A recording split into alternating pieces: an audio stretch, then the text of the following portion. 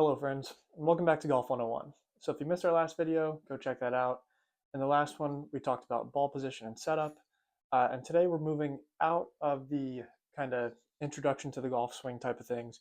We're going to talk a little bit about course anatomy and kind of how to hit off all the different lies you might find yourself in on the golf course.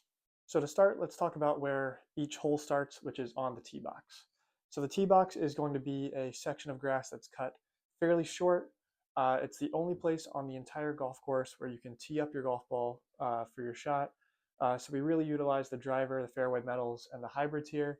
Some of these clubs that are hard to hit off the deck, especially for beginners, this is where we can really prioritize using those, teeing it up, and getting a good starting point for the hole. With the tee box, you can hit any club you want off the tee box. Irons on the par threes are pretty standard. Some people like the tees, some people don't. That's all personal preference, but just with the tee box, just know that it's the only place you can tee up the golf ball. Grass is going to be cut pretty short, manicured pretty well, and we're trying to set ourselves up for a good score on the hole that we're playing. So now we're getting into the fairway. So the fairway is where we want to be off the tee box. So we hit our first shot. Hopefully it ends up in the fairway or on the green. The fairway is also cut relatively short.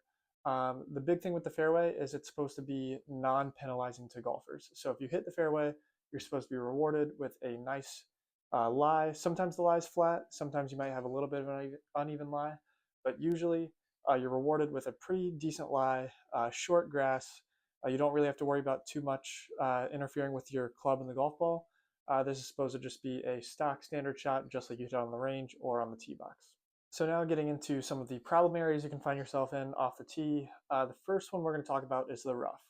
So every course is going to have some semblance of rough on it. What this is going to be grass that's grown out slightly taller, meant to kind of interfere with the golf ball and the club interacting with each other. So what the rough is going to do is, instead of the ball sitting nicely on top of the grass, the ball is going to sit into the grass a little more.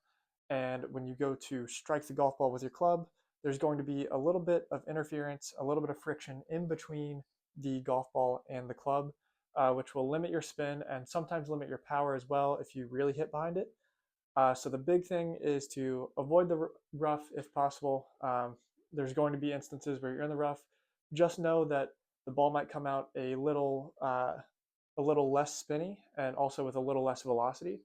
So a lot of people out of the rough, they will club up and they will expect to hit a shot that kind of runs. So if I'm in the rough and I have what I'd usually hit my 7-iron, I might have 170 yards into the hole. That's usually a 7-iron for me. I might club up depending on kind of what's in the way of me in the green. I might also just hit the 7-iron and know that it's going to come out a little less distance-wise, and it's just going to roll out a little more. So a lot of this is going to be trial and error. A lot of it's going to be very situationally dependent on kind of where you're playing at, what's in between you and the green. Is there a force carry? Is it just more fairway grass, more rough grass? So this is really something that is very case by case, but it's important to know that when you're hitting out of the rough, the ball is going to come out with a little less velocity and also with a little less spin. So the next thing we're going to talk about is the bunkers. So I'm going to eventually make kind of a full-length video on bunkers themselves because there's a lot to cover there. But bunkers are going to be also known as sand traps. These areas on the golf course are going to impede you making good contact with the golf ball. A miss with where your club's low point enters into the sand is going to be compounded here.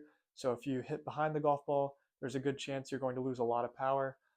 If you hit the golf ball first and then the ground, you're going to see a lot more of a spinny kind of possibly a higher velocity shot, depending on the type of sand, how thick it is, kind of how steep you come into the golf ball. But for fairway bunkers, we are trying to hit the same kind of ball contact that we would in the fairway. We're trying to hit ball first and then the sand. When we are around the green, there's a couple different options we have. A couple different types of shots we can hit, which I will get into in a future video. But sometimes you might want to hit closer to the golf ball. Sometimes you might want to hit more of the sand and less of the golf ball. But bunkers are really there to impede the low point of the golf club, and it's there to make it to where it's harder to make a solid contacted golf shot. The next area we're going to talk about is going to be penalty areas. So these were known as water hazards up until a couple years ago, and the terminology got changed. But basically, this is going to also be kind of a more at-length video talking about kind of what happens if you hit it into a penalty area, what are your options of relief, stuff like that. But anytime you hit it into a penalty area, you take a one-stroke penalty. So you would hit your, let's say you hit your first shot into the bunk or into the penalty area, you take the one shot penalty, you add that one to your score, and your next shot would be your third shot. This is where a lot of beginners kind of have kind of a disconnect in the rules and don't really understand kind of their relief options or how to score your ball after being in a penalty area. So this is going to be a future video talking about your options for relief, kind of when to take which option, what's best for you. But know that there are two types of penalty areas, red stakes and yellow stakes. We will talk about both of those and your relief options for each of those in a future video. But just know that water, anything marked with red or yellow stakes, is going to be a one-stroke penalty, and they are known as penalty areas. Another negative course element to talk about is going to be out of bounds. So out of bounds is marked with a white stake, and when you hit it out of bounds, there is one option and one option only, and that is stroke and distance. So for stroke and distance, we are going back to the point where we last played our shot, and we're playing from there. With stroke and distance, we are taking a one-stroke penalty as well. This is going to be an option we talk about in the penalty area video. But when you hit the ball out of bounds, or when you lose a golf ball, this is your only option, is to go back to the tee, unless there's a local rule in place. But under the USGA rules of golf, the only option if you lose a golf ball or hit it out of bounds is to go back to the place where you played your last shot at and play another one. A couple options that your course may or may not have that we'll kind of briefly discuss, but I'm not going to go into too much detail, are, let's say, waste areas. Waste areas, usually a layer of sand, usually some kind of like tall grass kind of sprinkled in. And the difference is, instead of a bunker where you can't ground your club, there's no restriction on taking practice swings, grounding your club, whatever you want to do. So you are allowed to do whatever you want in these waste areas. They are part of the general area of the golf course. So from tee to green, all the areas that don't come with special rules or anything, waste areas are a part of that. And you can ground your club, you can take practice swings, all that stuff. They just look like bunkers. They are there to impede you just like a bunker would. But due to rules differences there, you don't have any actual different ways you need to play this shot opposed to a shot from the fairway. Another very common way that courses will protect their holes is they will have fescue. Fescue, more common in the north. It is a cool season grass. It's a very tall grass. You've probably seen it on TV at certain golf tournaments. But with fescue, there's no special requirements for. There's no rules or anything around it. It is just much taller grass. Can be up to your knees, up to your waist. It's simply treated like in the general area, like rough or any other tall grass. The only difference is you're going to have a harder time getting it out opposed to the rough because the grass is so much longer. You might lose a golf ball, have to go re-tee. But fescue, very tall grass, another way that a course will commonly protect their holes to try to protect par. Next, we have the fringe. The fringe is going to be kind of a small little stretch of grass around the green, sometimes also called the collar. This grass is going to be short but slightly taller than the green. It can give you the options to chip or putt the grass from this area. There's nothing really too special rules-wise to know about it. All you really need to know is that it's kind of a bit taller than the green. There's several options. A lot of people choose to putt. Some people choose to chip off of it. It's very situational. But if you see that slightly taller set of grass around the green, that is the fringe or the collar. And finally, we have the green. So the green is going to be the shortest grass on the golf course.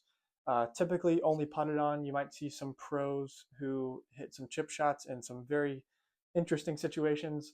But for amateurs, for beginners, for anyone who does not want to incur the wrath of their local superintendent, this grass is for putting only. So this grass, you're already on the putting surface here. All you're going to do is just try to roll the ball into the hole. There are a couple different rules when you're on the green, different things to keep in mind. If you would like a video on rules for the green and for putting, I can cover that. Most of them are pretty straightforward, and most of them can be easily found and understood. But if you'd like a full rundown on the rules for what you should do on the green, both rules, etiquette, whatever you'd like, I can definitely run through that if that's something you'd be interested in. The main thing to know about the green is just shortest grass on the golf course, meant for putting, just roll the ball into the hole. And so that's going to conclude our video on course anatomy today. It was a pretty short one today, but just wanted to run you through kind of all the different types of shots you might see out on the golf course, different situations you might find yourself in. If there's any other questions you have on course anatomy or any other special course conditions you want me to touch on, I'd be more than happy to do that. Drop a comment down below. Leave comments about any future Golf 101 topics you'd want me to talk about. We've kind of ran through a lot of the pre-shot adjustments and kind of the very basics to keep in mind as you are learning the golf swing. This was kind of an introduction into course anatomy. We'll go deeper into bunkers, into penalty areas, stuff like that. And then after that, open to any ideas you might have. So drop those down below. And as always, let's play for par.